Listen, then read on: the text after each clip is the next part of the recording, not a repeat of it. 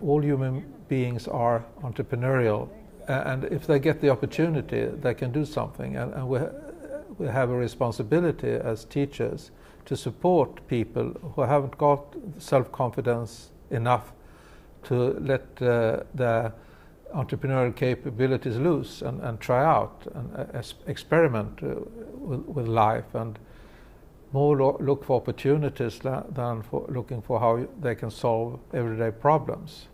Most of entrepreneurial education starts from identifying a problem, developing problem-solving strategies, trying to resolve problems. And that's based on an assumption that if we fix a problem, things will get better. The curriculum, in my view, needs to be balanced up more. We need to balance it with a more strength-based approach. And that means that we should start asking different kinds of questions.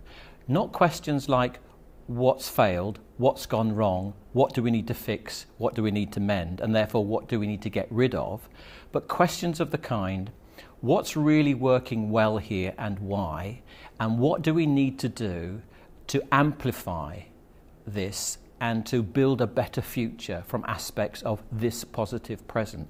Now that's a change in mindset as well as a change in strategy, because what we found is that people become more innovative, less risk averse when they're working from positive emotions, a sense of positivity, a sense of optimism, a kind of can-do mindset. We know that their thought-action repertoires expand massively. How does we as educators build what I call the 3 capital C's?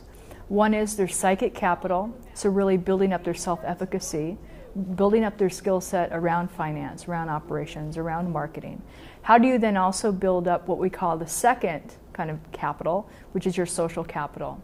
So how do they develop the networks and the relationships around them and really, help facilitate in terms of bringing customers, bringing suppliers, bringing a whole network up together so you can bring that innovation kind of to life.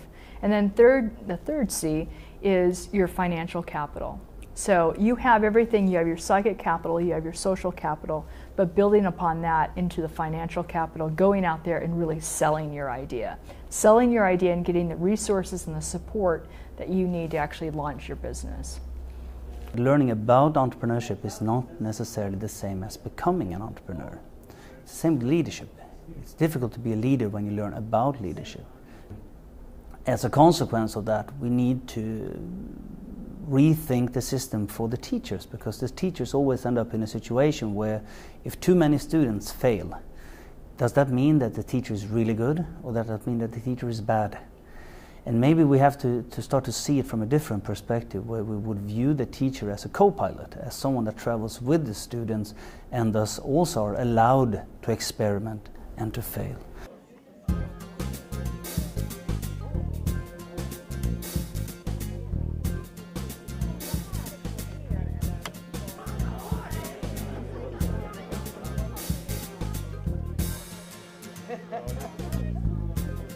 I like the idea of the Nordic approach, because in Nordic countries we share so many problems. So that is what I like here in Luleå, that we have gathered together as a sort of Nordic audience to share experiences. I've learned so much these 3 days. About myself, about my teaching, about my what can I do with my students, a new mindset, inspiration, and the dialogue with all the people here have been wonderful.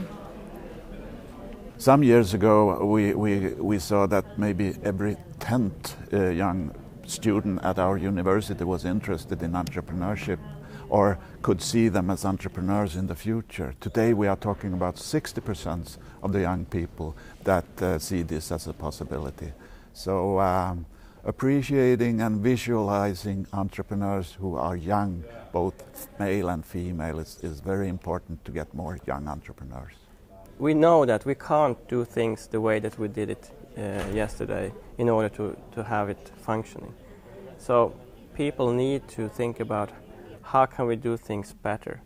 How can we innovate tomorrow's future? people are creative. I mean, you are born creative. If you lose that, you lose some part of your what we are as human beings.